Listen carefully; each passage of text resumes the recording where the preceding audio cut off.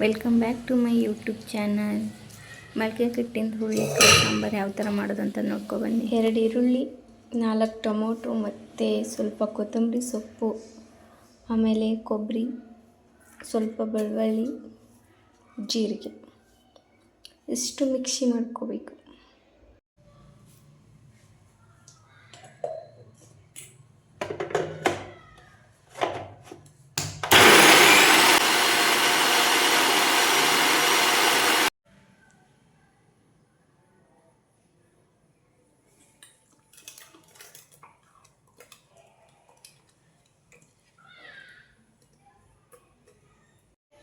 ಎಲ್ಲ ರುಬ್ಕೊಂಡಾದ್ಮೇಲೆ ಹುರುಳಿಕಾಳು ಹಾಕಿ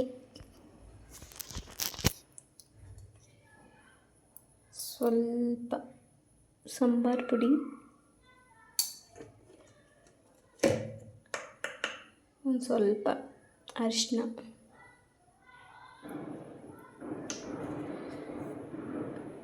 ಒಂದು 2 ಸ್ಪೂನ್ ಆಗೋಷ್ಟು ಖಾರದ ಪುಡಿ,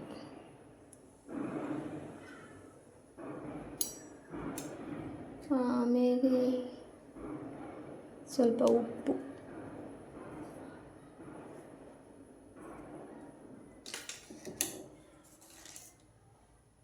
ನೆಕ್ಸ್ಟ್ ಸ್ವಲ್ಪ ಎಣ್ಣೆ,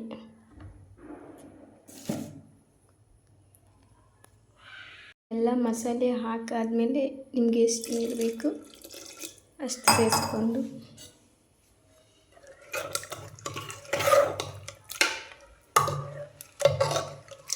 ಈ ಥರ ಕಾಣಿಸುತ್ತೆ.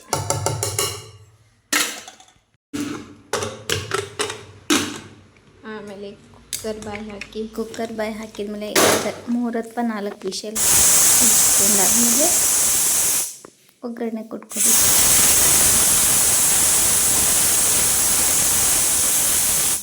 ಎರಡು ಅಥವಾ 3 ಬೆಳ್ಳುಳ್ಳಿ ತಗೊಂಡು ಜಜ್ಜಿಟ್ಕೊಳ್ಳಿ.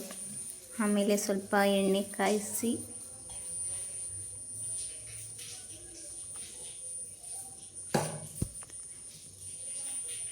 ಸ್ವಲ್ಪ ಸಾಸಿವೆ,